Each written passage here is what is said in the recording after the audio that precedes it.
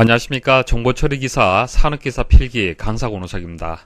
자, 이번 시간에는 2015년 1회 핵심 기출문제 풀이를 시작을 하겠습니다. 자, 핵심 기출문제 풀이라는 것은 각 회차마다 100개의 이제 문제가 주어지죠. 이 100개의 이제 문제 중에서 강의 중에 설명드렸던 그런 내용들은 이제 제거를 하고요. 좀 특이한 유형들만 제가 정리해서 좀 자세하게 설명을 드리겠습니다. 그래서 매 회차마다 100문제를 여러분들이 매번 풀이하는 것은 물론 시간적 여유가 되시는 분들은 좋겠지만은 기존의 강의에서 다 한번 다뤄봤던 문제들이 대부분입니다. 그래서 그 문제들을 반복해서 풀이하실 필요는 없어요. 그래서 특이한 좀 예외적인 유형들만 점검을 하시고 시험장 가시면은 모두 합격을 하실 겁니다. 자, 그래서 너무 걱정하지 마시고 이번에 설명드린 내용들만 잘 하시면 돼요. 자, 그럼 기사하고 산업기사에서 어떻게 출제가 되었는지 설명을 드리겠습니다. 자, 기사가 됐던 산업기사가 됐던 전자계산기 구조, 그리고 기사에서는 데이터 통신이 되고 산업기사에서는 정보통신 개론 과목이 되겠습니다. 자, 이 두 개의 과목들을 여러분들이 잘 준비를 하셔야겠죠. 자, 특히 전자계산기 구조에서는 과락이 잘 발생을 한다, 그렇게 말씀을 드렸습니다. 그래서 나머지 세 개 과목은요, 사실 강의만 보시고 강의에 포함되어 있는 그 문제들만 풀이를 해도 높은 점수가 나올 겁니다. 하지만은 전자계산기 구조, 그리고 때로는 데이터 통신이라든지 정보통신 개론에서 어렵게 출제가 되고 있습니다. 그래서 이 두 개 과목은 과락이 발생하지 않도록 좀 더 집중해서 학습을 하셔야겠습니다. 자, 이번에 이제 생소한 유형의 문제가 기사 같은 경우에는 전자계산기 구조에서 6문제 나왔고요. 데이터 통신에선 4문제가 출제가 되었습니다. 그리고 산업기사에서는 4문제, 1문제가 출제가 되었습니다. 그래서 뭐 기사든 산업기사든 무난하게 출제가 된 케이스가 되겠습니다. 사실 전자계산기 구조하고요, 데이터 통신은요, 과락만 피하시면 돼요. 산업기사도 마찬가지입니다. 어차피 나머지 과목에서 충분한 점수가 나올 겁니다. 그래서 과락을 피할 정도의 수준만 나온다라면은 그렇게 어렵게 출제된 것은 아닙니다. 자, 이번 그 2015년 1회에도 무난하게 출제가 되었다라고 그렇게 볼 수가 있겠습니다. 자, 정보처리 기사 기출문제 먼저 설명드리겠습니다. 다음 회로의 명칭은, 자, 이게 이제 회로도가 이렇게 나왔는데, 자, 이렇게 JK라고 이제 보여지죠. 이게 JK 플립플롭을 사용한 카운터 회로입니다. 상당히 복잡한데요. 사실 이거 이해하기 어렵습니다. 좀 어려운 내용인데 상세한 내용을 여러분은 모르셔도 됩니다. 혹시 뭐 궁금하신 분들은 따로 질문 주시면은 그 자료를 좀 드릴게요. 그 자료를 보셔야 돼요. 뭐 단순히 제가 설명을 드려서 쉽게 여러분들 이해할 수 있는 그런 내용은 아닙니다. 근데 이 문제가 1999년 1회 때 기사에서 한번 출제가 되었던 문제예요. 그리고 처음 출제가 되었습니다. 자, 그럼 이거 출제자가 의도하는 게 뭘까요? 이거 정확하게 문제를 해결하라고 출제를 했는 그런 문제가 되겠습니까? 그건 아닙니다. 이 문제는 틀리도록 이제 출제를 한 거예요. 그래서 다음에 출제가 된다 하더라도 그대로 또 출제가 될 겁니다. 그래서 동기식 오진 카운터라는 정답만 여러분들 기억을 하시면 돼요. 자, 이런 문제들을 자세하게 풀이하실 필요는 없습니다. 제가 암기만 하면 된다라고 말씀을 드리는 것은 다음에 출제가 되면 그대로 또 출제가 될 겁니다. 그래서 동기식 오진 카운터라고 그렇게 정답만 기억을 하시면 됩니다. 자, 인터럽터 처리 루틴의 순서로 올바른 것은, 자, 인터럽트. 자, 인터럽트는 이제 반복해서 여러 번 말씀을 드렸습니다. 어떤 겁니까? 우리가 메모리에 어떤 프로그램이 이제 그 저장이 되어 있는 상태고, 자, 명령어 1, 명령어 2, 명령어 3, 이런 식으로 명령어들이 저장이 되어 있고요. CPU가 하나씩 이렇게 처리를 하죠. 처리를 합니다. 그래서 위에서 아래로 순차적으로 처리가 될 거예요. 그죠? 자, 이렇게 순차적으로 처리가 된다고 가정을 하고요. 이렇게 처리하는 중간에 어떤 정전이라든지 예기치 못한 어떤 사건이 발생하는 것을 우리는 인터럽트라고 얘기를 합니다. 그러면 이제 정전이라든지 이런 것들은 지금 현재 수행하는 그 어떤 그 프로그램 혹은 명령어의 어떤 처리보다도 상당히 우선순위가 높을 겁니다. 그래서 만일 명령어 세 번째를 처리하는 중에 인터럽터의 요청 신호가 만일 발생을 했다. 그럴 때는 여기까지만 수행을 하고요. 여기까지만 수행을 하고 I 네 번째에 이 주소 있죠. 주소를 따로 보관해 둡니다. 왜냐하면은 일단 급한 인터럽트를 처리하고 난 뒤에 다시 I 네 번째 명령어를 처리를 해야 되기 때문에 그래요. 자, 이런 식으로 해서 이제 인터럽트가 처리가 되는데요. 일단 인터럽트의 수행 순서를 여러분들이 알고 계셔야 됩니다. 정확하게 알고 계셔야만 문제를 풀이할 수가 있어요. 자, 첫 번째는 인터럽트 요청 신호가 발생을 할 겁니다. 정상적으로 처리를 하다가 인터럽트를 요청하는 신호가 발생을 하는 거예요.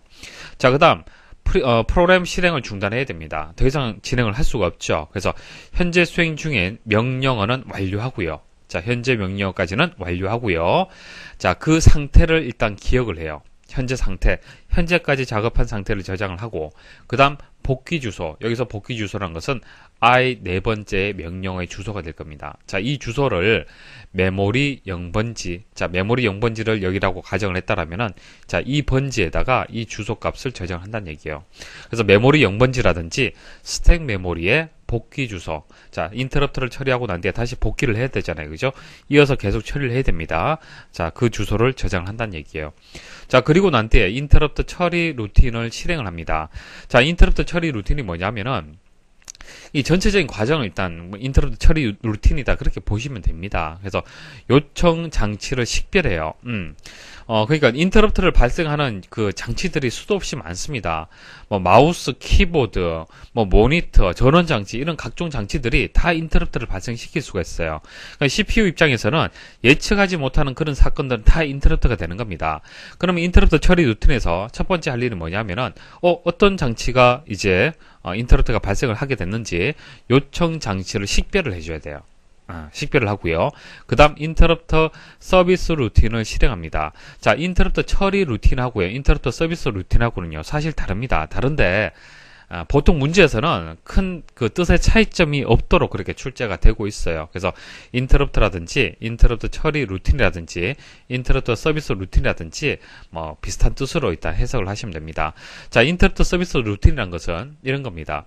프로그램을 정상적으로 수행을 하다가 인터럽트 딱 발생을 했죠. 그럼 이 발생을 했을 때 이 발생되고 난 뒤부터 이 인터럽트를 처리하기 위한 이 과정들, 이것을 인터럽트 서비스 루틴이라고 얘기를 하는 겁니다. 무슨 뜻인지 아시겠죠? 그럼 정전이 발생을 했다. 그럼 그 정전을 해결하는, 인터럽트를 처리하는 서비스 루틴이 여러분들 컴퓨터에 다 있습니다.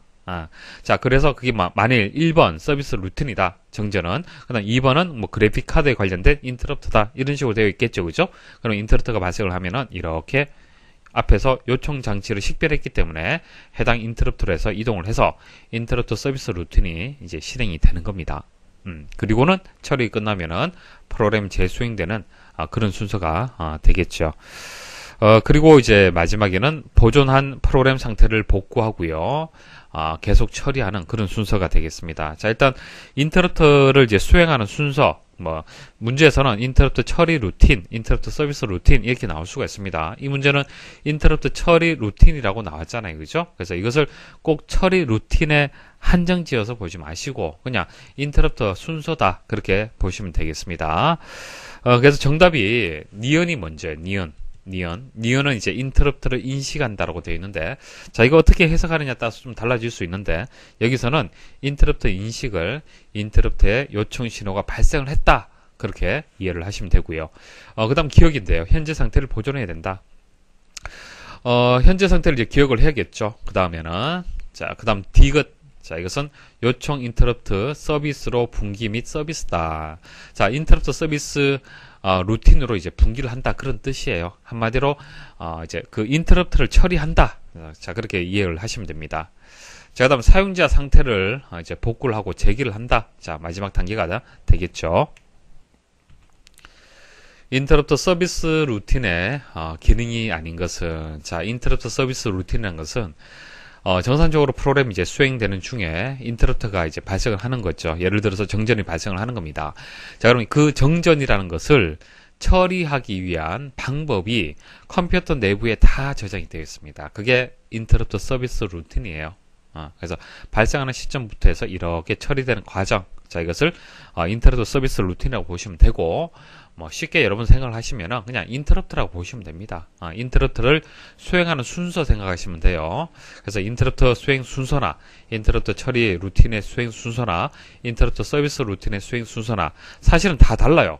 깊게 말씀을 드리면 다 다르지만은 크게 구분하지 않고 출제가 되기 때문에 뭐 비슷하다라고 일단 이해를 하시면은 문제 풀이가 좀 간단할 겁니다.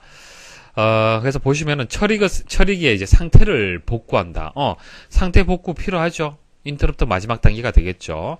자, 인터럽터의 원인을 결정한다. 자, 인터럽터 어떤 인터럽터냐 판단해야겠죠. 자, 정전이냐, 그래픽 카드냐, 사운드 카드냐 판단해야 됩니다. 3번 처리기 레지스터의 상태를 보존한다. 현재까지 처리한 상태 기억할 필요가 있겠죠. 자, 4번이 틀렸네요. 자, 생소한 지문이 나왔네요. 자, 상대적으로 높은 레벨의 마스크 레지스터 클리어. 자, 이게 무슨 뜻이냐면 이런 겁니다. 자, 바르게 고치면요, 높은이 아니고요, 낮은이라고 하는 것이 맞습니다. 바르게 고치면은. 자, 그럼 여기서 마스크 레지스터가 뭐냐면요, 마스크 레지스터란 것은 우선순위가 높은 인터럽트가 서비스 받고 있을 때 우선순위가 낮은 장치에서 인터럽트를 요청할 수 없도록 하는 레지스터가 마스크 레지스터예요. 그러니까 그 인터럽트가 1번에서 뭐 10번까지의 인터럽트가 발생을 했다고 가정을 할게요. 그러면 그 중에서 CPU는 하나밖에 처리를 못합니다. 처리기, CPU가 처리할 수 있는 것은 하나밖에 없어요. 그러면 어떤 것을 처리를 해야겠습니까? 우선순위가 높은 것을 처리를 해야겠죠. 그렇죠. 그래서 상대적으로 낮은 레벨, 그러니까 우선순위가 낮은 그런 인터럽트는 클리어, 그러니까 0값을 주는 거예요.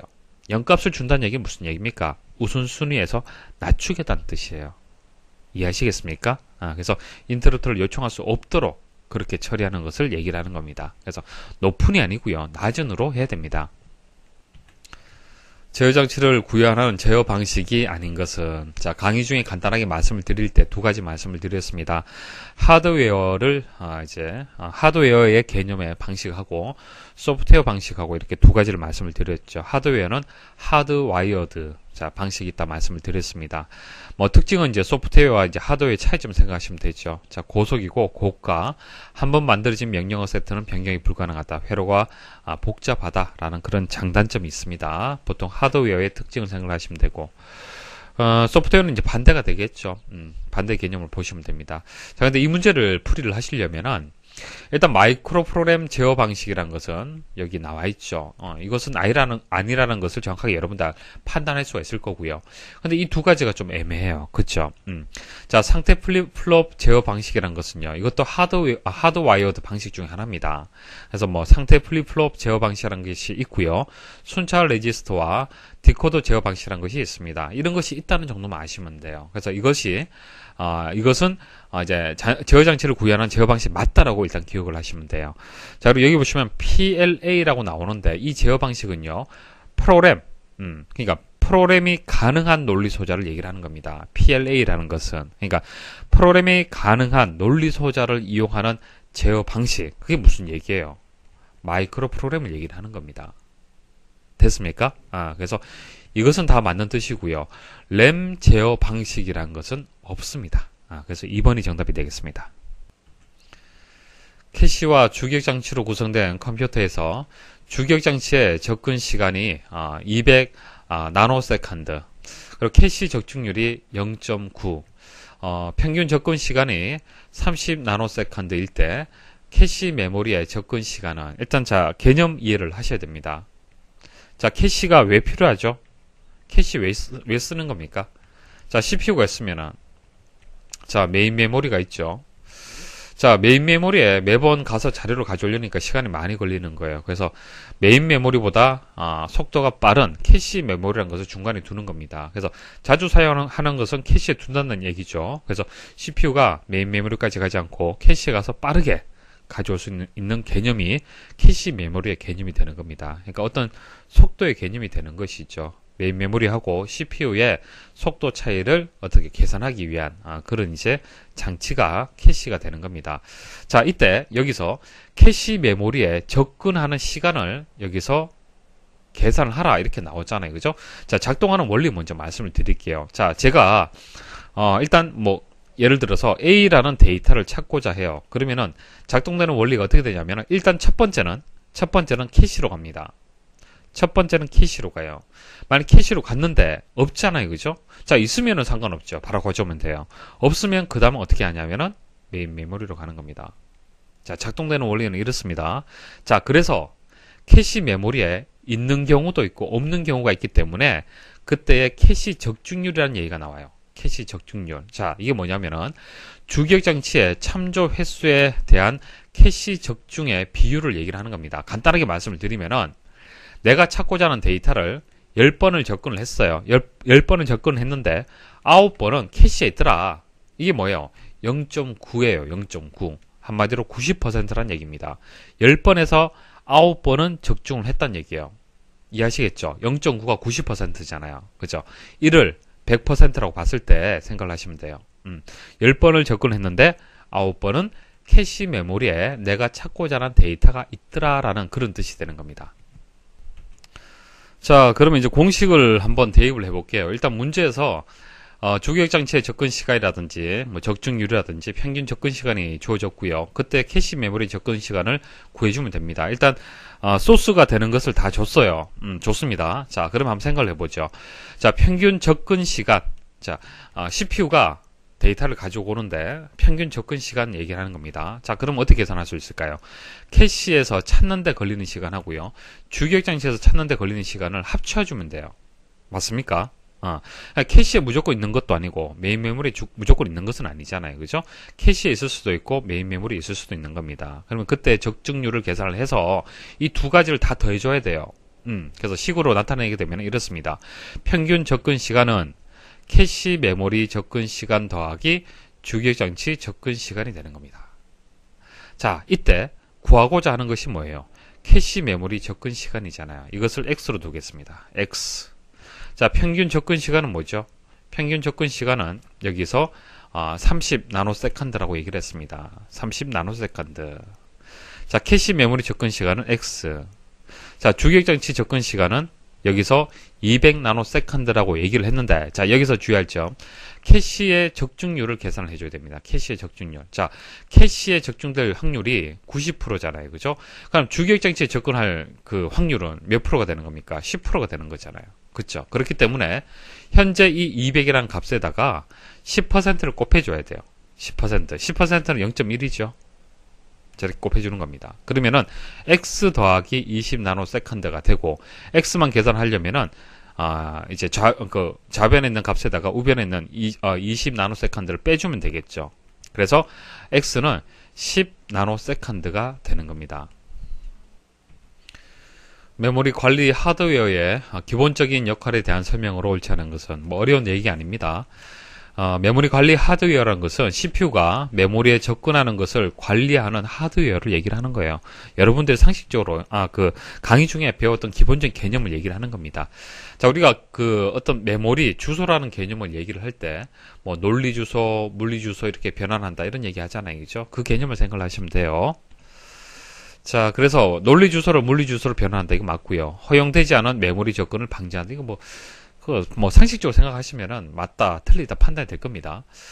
그리고 메모리 동적 재배치, 메모리 어떤 재배치 이런 것도 이루어져야 됩니다. 자, 그런데 여기 4번에 보시면은 가상 주소 공간을 물리 주소 공간으로 압축한다라고 되어 있는데 압축이라는 설명이 틀렸어요. 압축이라고 하면 안 되고요. 변환한다라는 설명을 해줘야겠죠. 그래서 4번이 정답이 되겠습니다. 피기백 응답이란 무엇인가? 피기백 응답. 자, 피기백의 개념만 일단 여러분도 아시면은 좀 더 정답을 찾기 쉬우실 겁니다. 자, 피기백이라는 것은 이제 없는다 혹은 목마를 탄다 뭐 이런 의미를 가지고 있어요. 그래서 뭐 짐을 실은 트레일러나 트럭을 철도 차량에 직접 싣고 운송하는 방법을 또 피기백이라고 얘기를 하는데요. 이런 개념입니다. 이렇게 철도가 있죠. 철도가 있으면 기차가 이렇게 있습니다. 자, 기차가 있어요. 그러면 이 기차에다가 우리가 어떤 전송하려는 어떤 내용을, 그러니까 트레일러라든지 트럭이 되겠죠. 여기다 실어서 보내는 방식이 되는 거예요. 그래서 피기백을 우리 통신에서는 이런 의미로 이제 해석을 합니다. 자, 수신 측에서 수신된 데이터에 대한 확인을 즉시 보내지 않고 전송할 데이터가 있는 경우에만 제어 프레임을 별도로 사용하지 않은 채 기존의 데이터 프레임 안에 확인 필드를 덧붙여 전송하는 오류 제어, 흐름 제어 방식이다. 무슨 뜻이냐면 이런 거예요. 자, 이게 이제 이렇게 데이터 간다로 가정을 할게요. 이쪽으로 간다로 가정을 하겠습니다. 가면은, 자, 이 기차가 여기서 의미하는 것이 데이터 전문이에요. 데이터 전문. 그러니까 기본적으로 우리가 프레임을 나누어서 프레임을 하나 보내면은 거기에 따른 어떤 응답, 그럼 에크면은 에크 이런 식으로 응답을 보내야 되잖아요, 그죠? 하나하나 이제 응답을 받고 하는 방법이 기본적인 방법인데, 자, 이 방법은 뭐냐 하면은, 자, 이 기차가 어떤 에크라는 이런 응답 신호 있죠. 이것을 실어서 전송을 한다라는 그런 개념이 되는 겁니다. 무슨 뜻인지 아시겠습니까? 그러니까 수신 측이 별도로 에크를 보내지 않고 상대편으로 향하는 데이터 전문을 이용하여 응답하는 것이다. 그러니까 뭐 그때마다 어떤 에크의 신호를 보내는 것이 아니라 데이터 전문을 이용을 해서 기차를 이용을 해서 그 응답하는 그 신호를 실어서 보낸다는 얘기예요. 그래서 에크, 그러니까 여기 보시면은 자, 확인을 즉시 보내지 않고 전송할 데이터가 있는 경우에만 제어 프로그램을 별도로 사용하지 않은 채, 그러니까 제어 프로그램을 따로 사용하지 않고요. 기존 데이터 프레임, 자, 기차가 되겠죠. 기존 데이터 프레임 안에 확인 필드를 덧붙여서 전송한다. 그 방식을 얘기를 하는 겁니다. 그래서 3번이 정답이 되겠습니다. 다음이 설명하고 있는 디지털 전송 신호 부호화 방식은, 자, 이거 뭐 정답이 맨체스터 코드라는 것이 정답인데, 자, 이름만 보면 상당히 어려울 것 같죠. 어렵지 않습니다. 간단해요. 자, 일단 제가 여기 바이폴라 코드는 이제 세 번째 강의에서 말씀을 드렸어요. 그리고 여기 NRZ라는 NRZ 코드도 2013년 1회 기사 기출에서 또 설명을 드렸습니다. 일단 참고를 먼저 해주시면은 더더욱 이해가 쉬우실 겁니다. 자, 이 그림만 잘 이해를 하시면 돼요. 일단 기본적으로 우리가 데이터 1이라는 데이터를 보내게 되면요. 자, 이게 0이라고 보고요. 자, 플러스 3V, 마이너스 3V, 이게 마이너스 값, 이게 플러스 값이라고 가정을 하고, 이게 0, 1이라고 가정을 하겠습니다. 그러니까 0이라는 이제 신호가 들어오면은, 이렇게 되는 거죠. 이렇게. 자, 그 다음 1이 되면은 이렇게 된다는 얘기예요. 무슨 뜻인지 아시겠죠? 그러니까 이렇게 클럭 펄스가 발생을 하는 거예요. 1일 때는 플러스 3V, 0일 때는 마이너스 3V 이렇게 되는 겁니다. 자, 그런데 모양이 좀 달라요. 자, 이게 1이잖아요. 그죠? 자, 1이면은 우리가 알고 있는 방식은 일반적인 방식은 이렇게 되는 겁니다. 맞죠? 자, 0이면 어떻게 되는 겁니까? 이렇게 돼야 되고, 자, 1이 되기 때문에 이런 식으로 되는 거예요. 그러니까 여기서부터 여기까지가 1이라는 어떤 그 영역을 얘기를 하는 거잖아요. 그죠? 그래서 여기서부터 여기까지가 플러스 3V가 되는 겁니다. 근데 이렇게 하는 것이 아니고요. 맨체스터 코드라는 것은 하나의 펄스 폭을 두 개로 나누어요. 그래서 1과 0을 반대로 구성하여 사용을 합니다. 그러니까 여기 보시면은 1은요, 위에서 아래로, 0은요, 아래에서 0으로, 이런 방식이에요. 그래서 여기 보시면은 위에서 아래로, 여기까지가 1이 되는 거예요. 0은 아래에서 위로, 1은 다시 위에서 아래로, 자, 0은 아래에서 위로, 1은 위에서 아래로. 자, 1이죠. 1은 또 밑에서, 1은 위에서 아래가 되기 때문에 일단 신호가 이렇게 올라가 줘야 됩니다. 그 다음 0은 아래에서 위로. 자, 그리고 0이죠. 내려와서 아래에서 위로. 자, 1은 위에서 아래로. 이런 식이에요. 됐습니까? 그래서 이것을 이제 글로 표현을 한 거예요. 여기 보시면 신호 준위 천위가 매 비트 구간의 가운데서 비트 1에 대해서는 고준위에서 저준위로 천위하여 비트 0은 저준위에서 고준위로 천위한다. 자, 그 뜻이 되는 겁니다. 어려운 얘기 아니죠. 그래서 이게 맨체스터 코드가 되고 CSMA CD 랜에서 전송 보호로 사용이 된다는 거 추가로 기억을 하시면 되겠습니다. 양자와 잡음에 대한 설명으로 맞는 것은, 자, 양자와 잡음, PCM, 자, PCM 펄스 코드 변조 방식 순서 다들 알고 계시죠? 엄청나게 자주 출제가 되죠. 표양부 여러분들 반드시 알고 계셔야 됩니다. 그 아날로그 신호를 이제 디지털 신호로 바꾸는 거잖아요, 그죠? 그래서 아날로그 신호를 디지털 신호로 바꿀 때 어떻게 바꾸는지 그림을 통해서 제가 자세히 말씀을 드렸습니다. 자, 이런 아날로그 신호를 일단 어떻게 이렇게 1과 0으로 되어 있는 디지털 신호로 바꾸냐면은 그 과정이 필요한데, 첫 번째는 표현화가 되는 겁니다. 표현화를 하려면은 일단 이것을요, 디지털로 되어 있는 것을 일단 실수 형태로 해서 이렇게, 자, 아날로그를 일정 시간 간격으로 검출을 해요. 뽑아냅니다. 뽑아내요. 물론 완벽하게 동일하게는 되지 않겠지만, 그죠? 이렇게 몇 개만 뽑아냅니다. 이게 표현화가 되는 거고요. 그 다음 양자화는 이것을 정수화 시키는 거죠. 그래서 앞에서 표현화되어 있던 이제 PAM 신호, 여기 나온 이 신호를 PAM 신호라고 얘기를 합니다. 여기 PAM 펄스라고 나와 있죠. 자, 이것을 정수로 조정을 해주는 거예요. 정수로. 자, 그럼 보호하는 디지털 코드로 바꿔주는 겁니다. 그래서 2는 0010 뭐 이런 식으로 바꾸는 거죠. 자, 그래서 여기서 양자와 잡음이란 것은 이겁니다. 여기하고 여기하고 그 사이에 어떤 간격 차이를 얘기를 하는 거예요. 그래서 PAM 펄스의 아날로그 값하고요. 자, 여기서 표현화를 하고 나면은 나오는 PAM 펄스, 자, 그리고 양자화된 PCM 펄스, 자, 양자화되고 난 뒤에 나오는 어떤 신호 있죠. 그러니까 이 신호하고, 자, 이 신호하고의 어떤 차이가 분명히 있을 거 아닙니까? 오차가 분명히 발생할 수밖에 없잖아요, 그죠? 아날로그 신호를 디지털 신호로 바꾸다 보면은 분명히 오차가 발생을 해요. 왜냐하면은 샘플링을 하기 때문에 그렇습니다. 그렇죠. 그래서 그 차이, 합이 아니고요, 차이입니다. 차이를 양자와 잡음이라고 하는 겁니다. ARP에 대한 설명으로 틀린 것은, 자, ARP는 언제 제가 말씀을 드렸습니까? IP 주소하고, 자, MAC 어드레스, 자, 물리적 주소죠.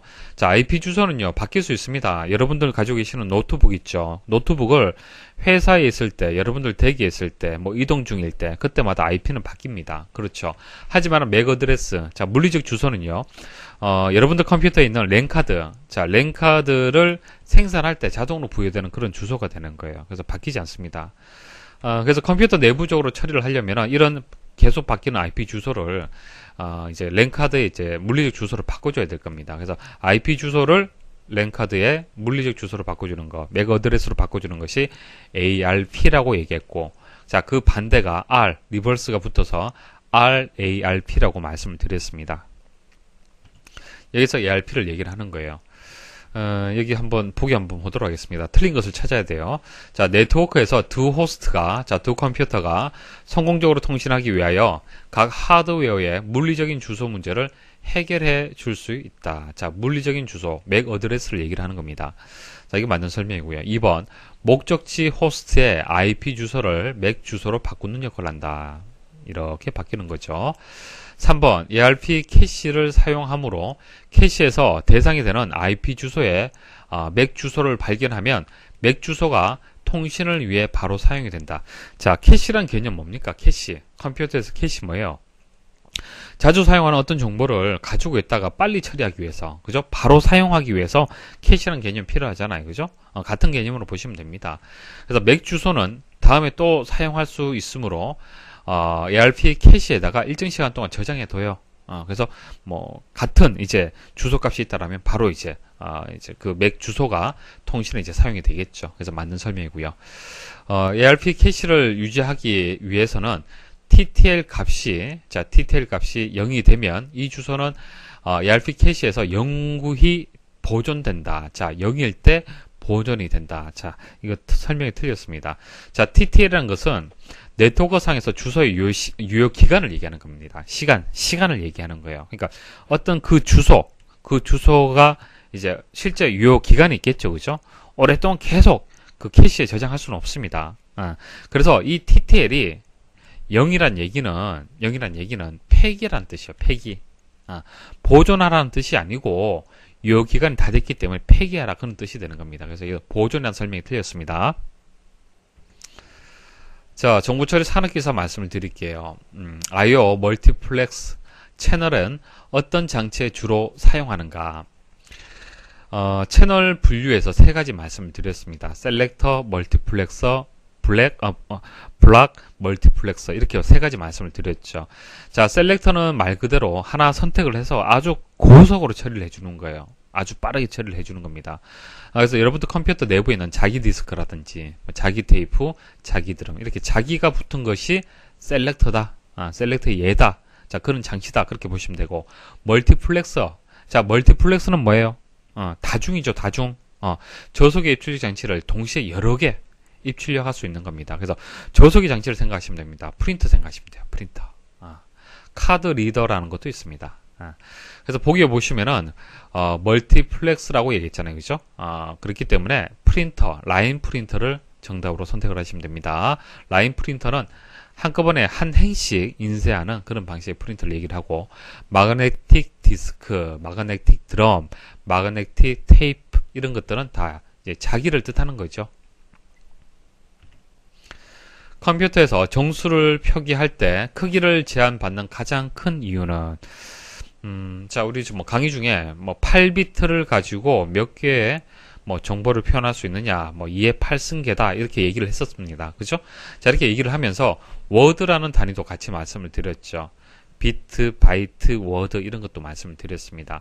워드라는 것은 컴퓨터가 한 번에 처리할 수 있는 명령의 단위예요. 그래서 워드라는 개념은 상당히 중요합니다. 컴퓨터 내부에서. 자, 이게 CPU고, 자, 이게 메인 메모리입니다.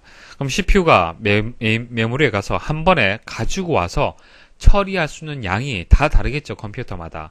자, 여러분들 컴퓨터가 64비트다. 자, 64비트 운영체제를 설치를 했어요. 그러면은 64비트의 워드 크기를 가지고 있는 거예요. 워드의 사이즈가 64비트가 되는 겁니다. 그럼 이에 64승계의 정수를 표현할 수 있다고 볼 수가 있겠죠. 그만큼의 개수의 정수를 또 표현할 수가 있는 겁니다. 자, 32비트라면은 32비트 컴퓨터를 여러분들이 사용을 하고 있어요. 자, 윈도우즈를 설치를 할 때 64비트를 설치할 수도 있고 32비트를 설치할 수도 있는데 32비트를 설치를 했다라면 이에 32승계의 정보를 한 번에 가져올 수 있는 겁니다. 자, 이렇게 컴퓨터에서 이런 정수를 표기할 때 어떤 크기의 제한을 받는 것은 가장 큰 이유가 워드의 크기예요. 워드의 비트 수. 그래서 3번이 정답이 되겠습니다. 보조기억장치 내에 데이터를 크기 순으로 배열한 것으로 옳은 것은, 뭐 보조기억장치는 뭐 하드디스크라든지 뭐 자기 테이프라든지 이런 것들이 이제 보조기억장치가 되겠죠. 자, 강의 중에 제가 이 그림 한번 말씀드린 적이 있는데요. 블럭이란 개념 말씀드린 적이 있죠. 자, 레코드. 자, 레코드 1, 레코드 2, 레코드 3. 자, 레코드를 구분하기 위해서 사이에 갭이 있습니다. 이렇게 비어진 공간이 있어야 되죠. 자, 그래서 이렇게 이제 저장을 하게 되면 비효율적이죠. 그래서 이것을 레코드를 묶어서 블럭이란 개념으로 해서 이렇게 저장을 하고, 그리고 전송을 합니다. 그래서 이렇게 블럭이란 개념이 있다라고 말씀드린 적이 있죠. 그래서 블럭이란 것은 보조기억 장치와 컴퓨터 내부 사이에 전송되는 다수의 레코드의 묶음. 자, 이것을 블럭이라고 얘기를 하는 겁니다. 그러니까 여러분들이 뭐 데이터를 저장을 한다. 안녕하세요라면은 안녕하 이렇게 각각을 저장하기보다도 안녕하세요까지만 다 해서 하나의 묶음으로 블럭으로 저장을 해서 전송하는 것이 더 효과적일 수 있다는 얘기입니다. 자, 그것을 우리는 블로킹 한다. 자, 그렇게 얘기를 하는 겁니다. 그래서 레코드가 모여서 블럭이 된다는 것은 아시겠죠? 일단 그것은 여러분 아셔야 되고, 그리고 이런 이제 블럭이 모이잖아요. 그죠? 모이면은 이제 파일이 되는 거예요. 파일.